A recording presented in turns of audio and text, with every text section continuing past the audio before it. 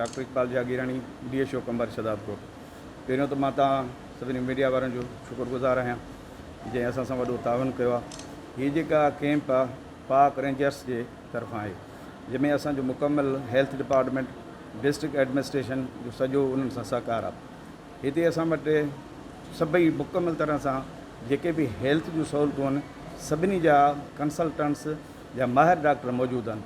उन्हनि में ॿारनि जो डॉक्टर आहे, गायनेकोलॉजिस्ट आहिनि, ट्यूबरकुलोसिस जा आहिनि, उन खां पोइ मोबाइल वेन आहे असांजी, उन में कंप्लीट एक्सरे अल्ट्रासाउंड आई जा डॉक्टर आहिनि, कंप्लीट जेको आहे EPI जा आहिनि, मलेरिया जा आहिनि। टोटली असां जेके आहिनि हिन में रेंजर्स जी मदद सां सभई टोटली जेके उन्हनि खे सहूलियतूं फ़राहम कयूं आहिनि। तमामु बहितरीनु कैंप, बहितरीनु एडमिनिस्ट्रेशन जेका हले पई ऐं उन में क्राउड में मुख़्तलिफ़ जॻहियुनि ते मुख़्तलिफ़ OPDs ते माण्हू अचनि पिया न। त इहो डायग्नोज वञी आख़िर में जॾहिं असांजो थींदो त अल्ट्रासाउंड में एक्सरे में उन खां पोइ असां कंदा दिलि जा डॉक्टर आहिनि असां वटि, अखियुनि जा आई जा डॉक्टर आहिनि, ॿारनि जा डॉक्टर आहिनि, लेडीज़ आहिनि ऐं ट्यूबरकुलोसिस जा आहिनि, मलेरिया जा आहिनि। टोटल खे असां जेको आहे सो माना टोटली फुल कवर कयूं पिया। फुल असांजी जेका आहे सा हीअ कैंप आहे। तव्हां पाण क्राउड ॾिसी आया त सभनि जे तादाद में माण्हू आहिनि, अञा माण्हू अचनि पिया। इहो अंदाज़ो हिन महिल नथो लॻाए सघिजे। फाइनली करे असां तव्हांखे सॼी कंप्लीट रिपोर्ट ॾींदासीं। कई आहे त SOP ते अमल कयूं। हीअ मास्क पायूं वठूं तव्हांजे साम्हूं।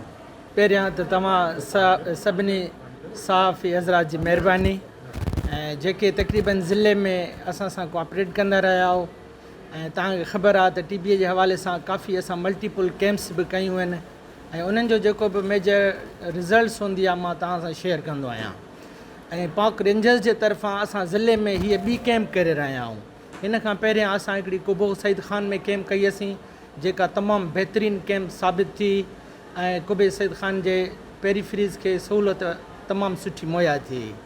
ऐं असांजी इहा कोशिशि आहे त असां पंहिंजे वार जे जेके बि ग़रीब तबिको आहे या टोटल अवाम आहे उनखे सिहत जूं बहितर खां बहितर सहूलियतूं ॾेई सघूं।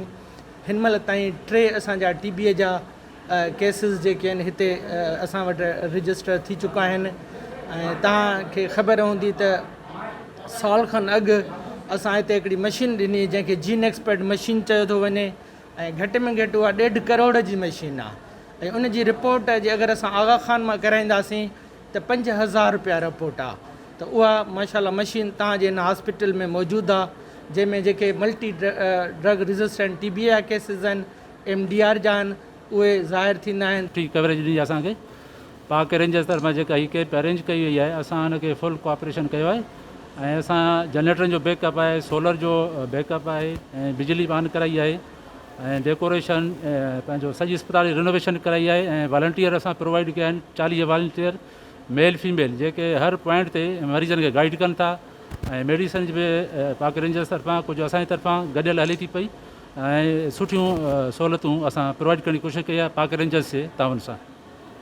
व्हीकल बीठियूं आहिनि उहे सिंध गवर्नमेंट आहे जेके परामर्श लेवल डिस्ट्रिक्ट ते खां असांजे DHO साहिबु सपोर्ट कयो आहे मेडिसिन जे हवाले सां ऐं तालुके लेवल ते जेके बि रिक्वायर्ड फैसिलिटी असां प्रोवाइड करे ॾिनियूं।